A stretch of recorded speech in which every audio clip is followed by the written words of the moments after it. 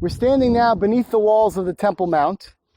That's the Har HaBayit up there. That's the eastern wall of the Har HaBayit, the eastern wall of the Old City. This is the upper part of Nachal Kidron, Emek HaMelech, Emek Yehoshaphat.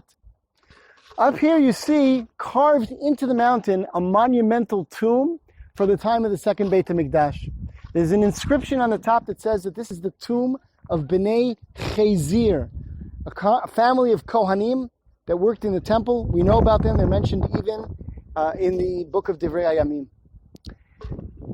And next to this tomb, we have an even more impressive, what appears to be a structure of a tomb. The tradition says that this is the tomb of Zecharia ben Yehoyada. Zecharia ben Yehoyada was a Kohen who worked in the first Beit HaMikdash, who was murdered in the Beit HaMikdash by Jews because he tried to rebuke them for the sin of Avodah Zarah. He was murdered on Yom Kippur.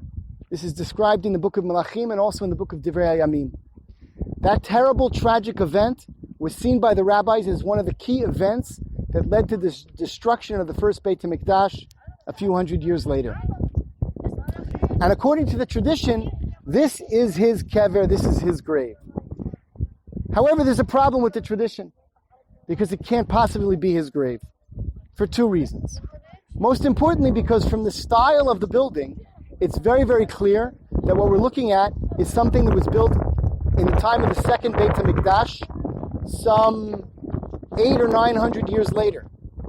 We're talking here about a monumental structure that is a monolith. That means it was carved into the rock by hand.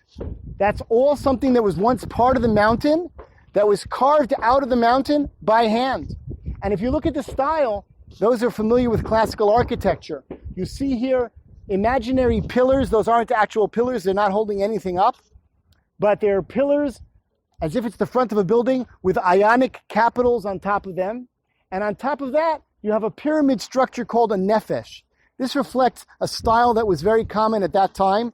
Monumental burial tombs had two parts. They had a lower part, which was a burial cave itself, a structure where the actual burial took place.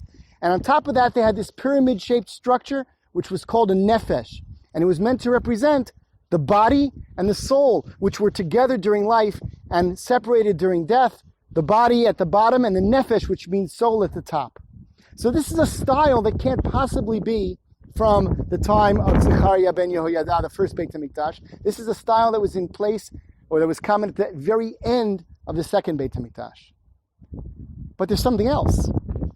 Archaeological excavations were done here in the 1960s, and it turns out that there is no grave here at all. This is carved into the natural mountain. It's carved out of the mountain, and there's no cave. Underneath there's no entrance to a burial cave whatsoever. So this is not a grave at all.